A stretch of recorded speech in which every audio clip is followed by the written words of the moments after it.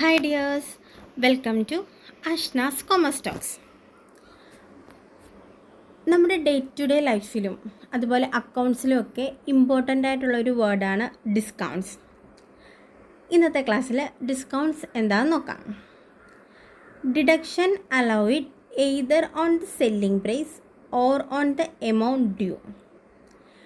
Discounts എന്ന് വെച്ചാൽ നമ്മൾ പർച്ചേസ് ചെയ്യുന്ന ആ ഒരു പ്രൊഡക്റ്റിൻ്റെ സെല്ലിംഗ് പ്രൈസിലുണ്ടാകുന്ന ആ ഒരു ഡിഡക്ഷനെയോ അല്ലെങ്കിൽ ആ ടോട്ടലായിട്ടുള്ള ആ എമൗണ്ടിൽ നൽകപ്പെടുന്ന അല്ലെങ്കിൽ നമുക്ക് ലഭിക്കുന്ന ആ ഒരു ഡിഡക്ഷനെയാണ് ഡിസ്കൗണ്ട്സ് എന്നതുകൊണ്ട് മീൻ ചെയ്യുന്നത്.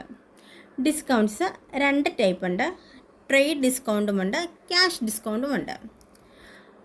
ട്രേഡ് ഡിസ്കൗണ്ടിനെ it's also called quantity discount.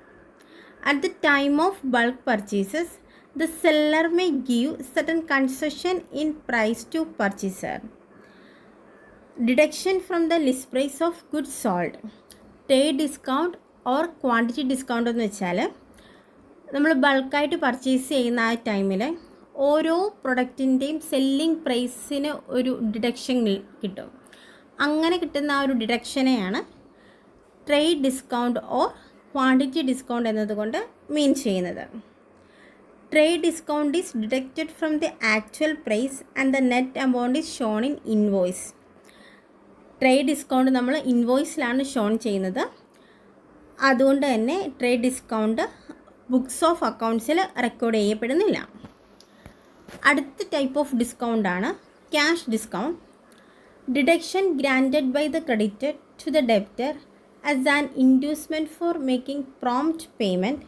This will usually be allowed if the debtors settle their accounts within a stipulated date.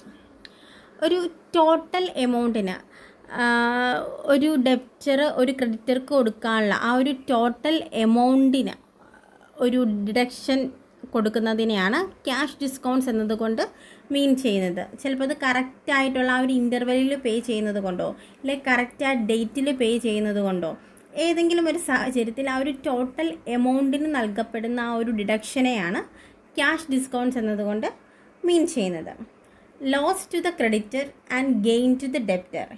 Cash discount എന്ന് പറഞ്ഞാൽ ക്രെഡിറ്റർക്ക് ലോസ് ആയിരിക്കും, ഡെബ്റ്റർക്ക് ഗെയിനുമായിരിക്കും.